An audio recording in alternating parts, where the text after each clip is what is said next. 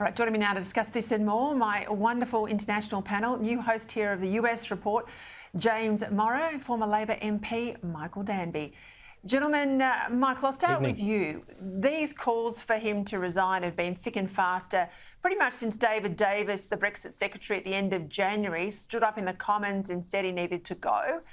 6 months on, he has survived, as we know, one of those 1922 leadership votes of confidence, but it's looking pretty grim tonight.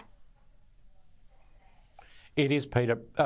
Having the Chancellor resign, two such senior people seems to me to wouldn't have happened without there have been a lot of numbers counting. The problem with it, the Tory party has a system where he should be safe until the election, and if you undo that system, you unleash the whirlwind, because it'll happen to future leaders too. But the good thing I take out of it is Rishi Sunak and Sajid Javid, both people from the subcontinent, just shows how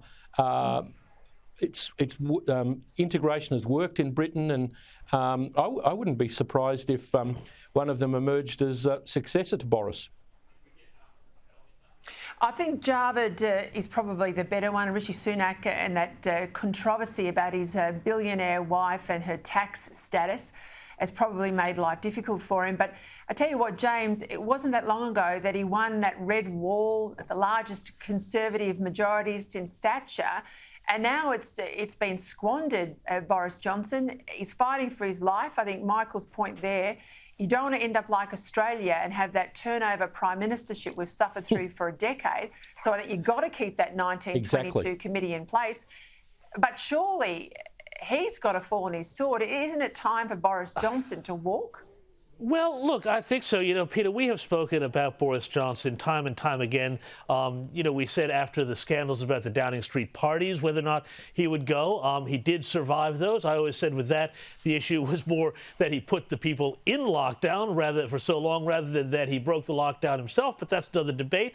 With this here, it's such a very, it's such a Tory British scandal, not to make light of the accusations, but that you've got a guy called Pincher touching guys up at the Carlton Club over drinks. It's a very, it's quite the scene there, and it just puts this, it just puts this whole, thing into this sort of world where it just seems so completely divorced from the reality that people who are in Britain right now trying to live through. I think really, in all fairness, if he wants to come back again, that's fine, but I think Boris Johnson's got to lift the bat, and he's got to do it sooner rather than later for his own reputation's sake and for that of the party.